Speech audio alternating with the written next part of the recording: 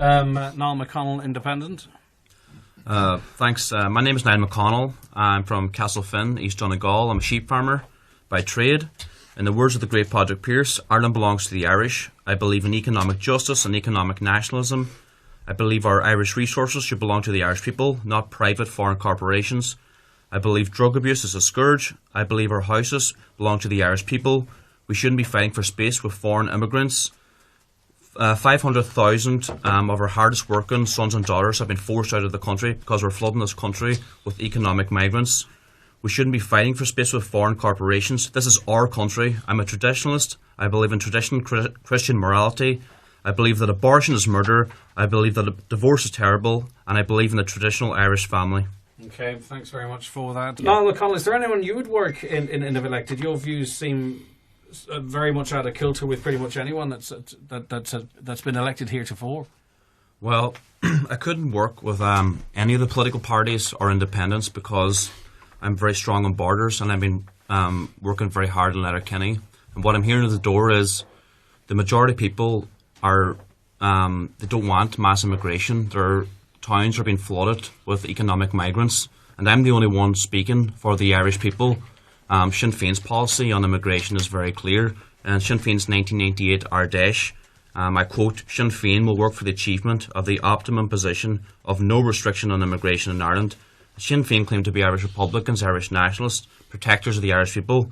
And I continue motion 14. Sinn Féin deplores all attempts to limit the numbers of political and economic refugees into the country. So Sinn Féin's motto used to be Brits out, but it's now Brits out, Africans in. So there's no way I could work with Sinn Féin. Are you not a former immigrant yourself? Yeah, I did. Yeah, I was forced out of the country to America. Do you not have family that still are immigrants? Yeah. I've a brother that I miss very much in Australia. Absolutely. Do you not think that's a little bit ironic that you come from a family of immigrants and you're against immigrants? No, well, see, the Irish were. Is it about colour then? Is it about the colour of your skin? Well, if you let me finish, Irish were forced out through like the 1845 genocide. We've been forced out through the genocide of the British, the last 800 years, the Vikings, the Normans. We've been forced out. We didn't want to leave. Do you think any Irish man or woman wants to leave their homeland? No, they don't want to leave. My brother is expecting his first child in Australia. He shouldn't be there. He should be home in Donegal where he belongs. We've lost 500,000 of our hardest working. Let me finish. Well, 1 second, Niall. With all due respect, you're not going to dominate this. I was just curious at how you have come from a family of immigrants, but you don't like immigrants. It's a bit confusing. So it only can be down to skin colour then. I mean, it's the issues you mentioned. Africa. My loyalty lies with the Irish nation and the Irish people. How does it benefit the Irish nation when you flood the country with immigrants? It doesn't benefit us in any way. Okay. How does it benefit us? I'll give Pearse an opportunity to come back in on that, if you don't mind. But before we get into that, I want to... Okay. Pearse, you wanted to come back in on that, and I'll bring other people in on this issue before we move on. You know, Niall stuff is just absolutely scaremongering stuff. The reality is, and anybody can read our manifesto, it's online. Look at page 74 when we talk about immigration. It's clear, I'll read it out to you. Sinn Féin does not want open borders. We believe that all states must manage migration. That's like every single state. What is the criteria that you believe? Are you talking about a point system? No, there needs to be managed migration into your country. So at this point in time, you can't have immigration coming into your country unless it is legitimate refugees, people seeking refugee status. That's people who are fleeing persecution from war-torn countries. It's not economic migrants. They would not qualify. And therefore, that's when you talk about a managed system, that doesn't happen. And do you believe we have our controls? Do you think our controls at the moment are sufficient? No, they're not. No, they're not, because what we have, not maybe the control, but the system is not sufficient, because we have a situation of direct provision where it is taking years upon years, in some cases over a decade, to make decisions in relation to applications. And that's been going on for now a long period of time. But also the direct provision system is not fair. It's not right. It's been condemned internationally. It's been condemned at home, where you have children going through an entire system there. And indeed, we have a situation where people have then been granted the right to stay in the country because they are genuinely fleeing persecution, but that they're still living in direct provision because there is nowhere for them to be home. Thomas Pringle. Yeah, I mean, look, do you believe there has to be controls? Are you happy with the controls? Do we need more controls, or what's your view? I'm not happy with the system of direct provision. I think it's appalling. I think it's forcing people into a situation where they are very serious mental health issues, and that is it the amount of time people are spending in direct provision rather than the actual accommodation itself? If some of the accommodation doesn't look too bad, does it come down to then how long people are in it, or the whole system needs? The accommodation that I'm familiar with would be quite bad, and it basically involves people being put into rooms with 4 and 5 people together and bunk beds. Which would not be unusual in an Irish household of the 60s or 70s. Yeah, but we're not in the 60s or 70s. This is 2010 or 2020. Sorry, so that's the reality, and Irish households have changed significantly since that period, thankfully. And the fact of the matter is, and I've been involved in direct provision, working with the Direct Provision Support Centre since 2000 in Donegal Town, and it is closed now. Since that, the fact of the matter is that we have to treat people with respect. And Irish people did go around the world and they were economic migrants, and they were treated and were able to work and get on in the situation that they went. But yet we're denying people the same possibility here. And what we have to do, should be more liberal then. Well, I think we have to be realistic, and I think we have to be. There is. The actions that we are taking as a third world or first world country are directly affecting people in the third world. And first with 10,000. It's not a question. It's not a question of either or. It's a question we should be doing the whole lot. We should be housing or homeless, and we should actually be looking after people that need protection as well, that come to this country. And that's the reality of the situation. And making statements like we're housing or homeless first is not actually going to do the situation. We have to do both. Okay, Peter Casey. Direct provision, I agree with Thomas, is a complete disgrace, and it's a terrible stain on Irish society. Either they're there legally, in which case they should be given a warm Irish welcome, or they're there illegally and they're given a cup of tea and a plane ticket back to the first place that they landed in. What levels and criteria then do you think would be appropriate? Well, if they're illegal, we put our hands up and we said we would take our fair share of people from war-torn countries, right? And we absolutely should do that. We are a very welcoming, humane society here, compassionate, and we should take our fair share. But if they're here illegally, right, then we do need to have borders. Is that not the criteria currently? But the trouble is we're taking far too long. They're taking 8-10 years, and then the system is okay, but it needs to be tightened up. Every time I come in from America, they take a scan of my hand, my retina, and they say it's Peter Casey, and you come. So now getting back to the quota system that Boris Johnson has said he's going to implement. It's already in place. What he's proposing is already there, though. What is there, right? I went online and did the actual Australian quota system, and I got 47 points, and you need 80 to get in. And I lived there for 13 years. Maybe. It might be the cap, Okay. No, but my point is, though, we have a real problem coming down the line. When Boris implements that, 250,000 people went into the UK from the EU last year. 250,000. And England...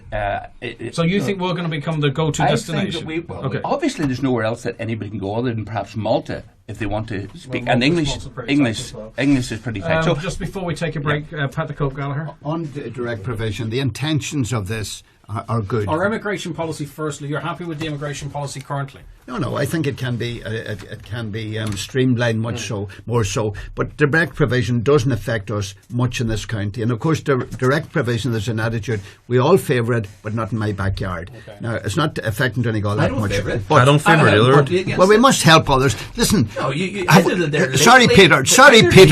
didn't interrupt you. Peter Casey. I didn't. You might want to think that you can have it all your way. But in here, we all... Peter, one moment. The one thing we can employ is manners, because manners are easy carried. Thanks, Greg. Thanks for the opportunity. Listen, let's not forget our history. We'll go back to the time of the famine. If it was suggested at that time in the United States and elsewhere that our immigrants shouldn't have been allowed in there, we can forget that very quickly. But I do believe that it should be more streamlined. And when they come here, it takes years to regularise this. And they can't pay any contribution at all. So I think it has to be regularised, and we have to continue assisting such people. Okay, we're going to move on to more local matters, but I just want to wrap this up with Martin Harley. Yeah, just on that, point that Peter said there that they should be given, the illegal immigrants should be given a cup of tea and sent home again. is that your belief as well that should be done with the Irish, illegal Irish that are living in America? If you're should illegal, the same thing, should the same thing be done to those people that have made great lives for themselves in America? Unfortunately, I know a lot of people that can't come home here because of parents dying and they can't come home. It's a direct question, Peter. 50,000 illegals, do you think they and their families should be rounded up the and answer is sent home? You can't be a nation state if you don't. I mean, you can apply, and I've got people who've worked for me, come over and worked for me. You can apply and get into it. If you come into America or any country and you break the law by coming in illegally, so then yes. You think that those 50,000 unfortunately, Trump and they should. Very sad. You know, 50,000 they should. documented in Excuse me. You have to enforce your borders. But just to clarify now, because you've got quite strict criteria as what determines someone as being Irish, don't you? It's not whether you're born here. Well, no, but what you can respond, we'll just get to that. But you've got very strict criteria as it relates to how you are classed as Irish, don't you? What is that? Is it 4 generations or? Well, I think what entails an Irishman is a very complicated question. Is it 7 generations of Irish that you have to be Irish? 7 generations. That's a biblical quote. Comes from Leviticus. So you have to have 7 generations of your family born in Ireland for you to actually be Irish. I'm not a biblical scholar. You know, that's what the Bible says. I'm a Christian myself. I just heard you say it. No, if you want to interpret Leviticus, go read Leviticus. I'm not a biblical scholar. I'm just asking what your criteria are. I'm asking. Am I Irish? Absolutely, your Irish parents, yeah, absolutely. So even though I wasn't born here. No, So someone from Africa is born in Ireland, are they Irish? Of course they're not. How can they be Irish? Well, how can he be Irish if he's born in Scotland? His parents are Irish? What if the person who was adopted from Africa or not adopted, I suppose he wouldn't be born here, but 2 Irish parents, are they Irish then? No, but if you let me explain, what does it mean? I literally asked you the question too. Yeah, I'll explain now. Yeah, I've explained. What does it mean to be Irish? It's also all of it's got to do with race, blood, history, culture, heritage. You know, are you actually trying to tell me? No, I'm asking a question. I'm not telling you. No, anything. I'm telling. That's what makes an Irishman. You can't be from West Africa, live in Ireland for 3 months, and become an Irishman. The same Does thing. anyone want to respond to that? I don't want to get bogged down. Can I finish? Let me finish. No, it's the same. If I move to China, does that make me a Chinaman? Of course not. It's ridiculous. How does it not? What if you're there, you're nationalised, you contribute into society, you might marry a Chinese woman? No, but as I said already, what makes an Irish man or woman? It's race, blood, the soil, history, culture. Does anyone want to come in on that before we move on? I don't think it's worth responding to that one. Niall McConnell. Irish taxpayers invest huge sums of money into publicly funding the education of nurses and doctors, only to watch them flee the country in search of work and a dignified and living income. We have a desperate lack of hospital staff in this country, and we need to attract our diaspora doctors home. We can't allow foreign doctors and nurses to continue to drive down our wages. Our doctors don't want to leave this country, but with the negligence of the political establishment, they have no choice. How the foreign doctors that I think by most people's account provide excellent service, how do they, being here, drive down wages? Well, we spend 200,000 to 300,000 for each doctor in this country. We train the highest skilled doctors in the world, the best doctors in the world, and they're being forced out of the country because we're not paying them the adequate wages. And it's like basic supply and demand. When you flood why aren't the consultants and nurses unions not highlighting this as their issue? I mean, they are the people that represent nurses and doctors and consultants, obviously different unions. Why aren't they not suggesting that it's because there are foreign doctors and nurses working in this country? I mean, they're working shoulder to shoulder to save people's lives. Yeah, but why are they not saying it? Are they part of the conspiracy? Well, from what I've been talking to people at the doorstep, they say, a lot of the doctors in Letterkenny General Hospital can't even speak English. So I don't understand why we're training doctors, 200 to 300,000. What's your policy? Like, are you saying if you train here, you should be compelled to work here for a year? Is that a policy? Yeah, we should keep our Irish. So you should force Irish people to stay in Ireland? Force people? We're forcing them out of the country. So should we force them to stay? Yeah, we should pay them an adequate wage because they're leaving to Australia, England, other countries to get paid better wages. Why can't we keep them here? They don't want to leave. Keep them here. No, last word on this from you. You want to just on the topic of healthcare? We now call the murder of our unborn Irish babies healthcare. Every single year, there's 13,000 Irish babies butchered.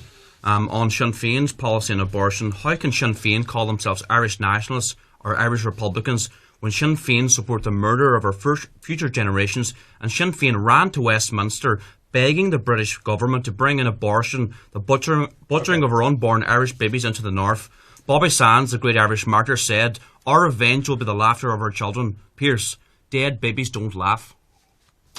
Well, absolutely. Again, ridiculous stuff from Niall again. Actually, you know, as a member of Sinn Féin and as a member of the Ardèche, actually one of the issues in terms of the issue of the abortion and terminations actually used to come from the H blocks. A motion used to come all the time. So this is Niall trying to present himself as the great Irish Republican, Padraig Pearse reincarnated. He talks about us running to Westminster. We didn't do that. Indeed, indeed, let me just finish. Indeed, the legislation that is now in Westminster, which is the 67 Act, we want to actually restrict that, and we have made a submission to restrict that and bring it back into line with what is here in the 26 counties, because in our view it is far, far too wide-reaching. It allows for late terminations. It allows for terminations in cases where there's non-fetal abnormalities, and it is far too restrictive, and we've made a submission, and we're very clear in relation to that. So Niall can do all the scaremongering he wants. He can try and reincarnate himself as the likes of Bobby Sands, but I'm telling you something, and I know people who were on hunger strike with Bobby Sands. They were elected members of our party,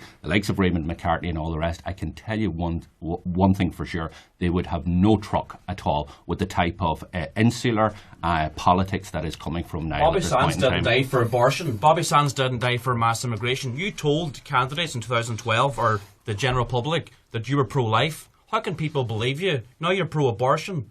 How can anyone trust you? I have my views in this here. I am pro-life. I believe. Well, how come you voted for abortion? Because because people are travelling, and we've had this debate. We've had a referendum. People are travelling in relation to terminations. They're not getting the aftercare that they needed. We believe that it was right to have a referendum on those limited circumstances, and the people cast their vote, and that is now law. But do you think the 1916 heroes would have died? Did they die for abortion? Did they die for that? They died to free their country. They died for But Sinn Féin support the butchering of our unborn Irish babies. 13,000 children murdered every year. Nonsense. I don't know what you've got against Sinn Féin, but carry on anyway. Good luck to the Irish Republicans. Niall, you've made that point a number of times now. Come here, Niall. Do you believe 50% of people, politicians representing the people, should be women? Yeah, I have no problem with that. Absolutely. The only female candidate, Mary T. Sweeney, I have a very good time for Mary. She's been very strong, spearheading the pro-life movement in Donegal, and I've also worked alongside Mary regarding this radical sex indoctrination they're trying to introduce to our schools with a group in Letterkenny, Parents' Right, with Rebecca and co. So I've worked very closely with Mary and I've great time for her, and I do support Mary in everything that she does. You were down in Killybegs, I believe. Yes, I was down in Killybegs, and I was talking to the local fishermen. They have to watch Spanish trawlers come into the shores and take all our fish, while our fishermen have to watch them, and we're only allowed to catch small amounts of fish. Now, the elephant in the room, as Peter touched on there, is membership of the European Union. Ireland has the largest fishing territory in Europe, and as we're a member of the European Union, we have no control over our fishing industry. So I don't understand why we don't just leave the European Union and get back sovereignty. Now, the leader of Fianna Fáil, Micheál Martin, made a very interesting statement on sovereignty. And I quote, "We want nothing to do with backward-looking idea of sovereignty." And that was May 2016. So probably the future leader of this country doesn't want anything to do with sovereignty and freedom. He wants some kind of dictatorship from Brussels. I don't understand that. I don't understand why we don't want sovereignty. The European Union have destroyed our fishing rights in Ireland, as I said already. The largest fishing industry in Ireland. Killybegs, probably the best port in Europe, but yet we continue to give all our resources away for free. And then that goes into then the natural resources like gold, silver, zinc, copper, diamonds. I don't understand why we don't nationalise all our resources and give the profits to the Irish people, because they belong to us. No one wants mining in Donegal. Wherever the money's going, no one wants people mining for gold, zinc and copper. I agree with you. I don't particularly want it, but I don't understand why we bring in Canadian foreign companies to harvest our gold, pollute our rivers and waters, and then take it from us. Why can't we benefit from the profits? Just at leave least it in the ground. Leave it in the ground. Is that a smokescreen? No, we'll start with you on the plight of the farmers. I believe you have an interest in sheep. Yeah, I'm a sheep farmer myself from Castlefin, East Donegal. The government released a climate action plan last year, which calls for an increase in the carbon tax by 650% by 2050. They want to cut the suckler herd by 53%. They actually have the audacity to call for the banning of petrol and diesel engines by 2030. The European Union have banned the cutting of turf We've been cutting turf in this land for thousands of years.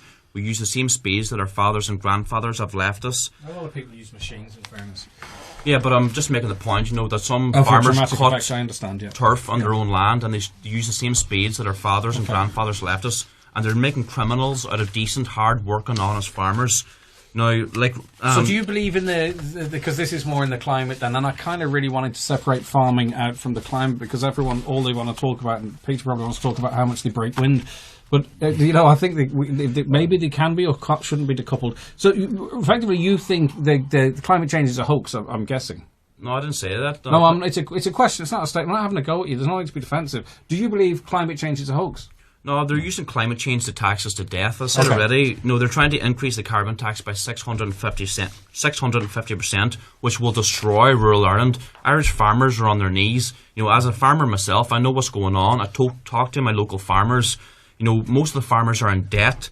And the government are talking about cutting the suckler herd by over 50% because of cows farting. It's absolutely ridiculous. It's unbelievable what they're trying to. It's bizarre that the Green Party has. Okay, Niall. And the Climate Action Plan too. The government have called for the banning of kerosene oil burners, and they want to retrofit all the houses. So, I just want to clarify something. Does Pierce and Mr. Pringle, do they support the banning of oil burners? Because the majority of houses in Donegal have oil burners, and who's going to pay for the retrofitting of all these oil burners? It's not banning existing oil burners. What it is it's you have to take the climate emergency serious, right? So the whole idea is to look at what we can do in the future. So the whole thing is not to have oil burners in the future and look at other ways of heating your home. But that means so there's air to water, there's underground, there's all of this. Can I just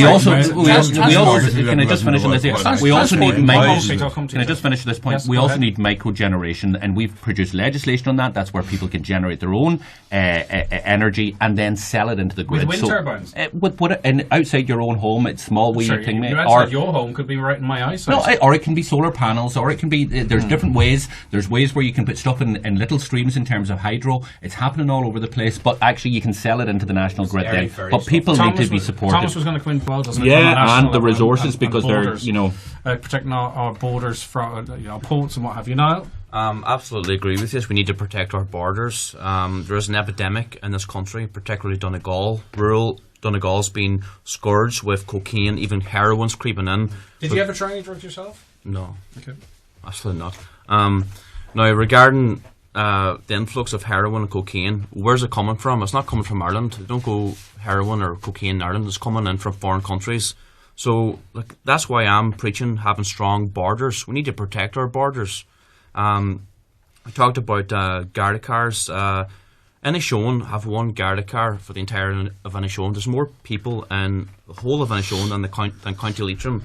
So the politicians sitting around me here, they're in Dáil Éireann. Why haven't they helped guards and got Garda cars for Donegal? It's an absolute disgrace. There's one car between Donegal Town and St Johnson. One car. It's an absolute disgrace. And it's a lack of resources.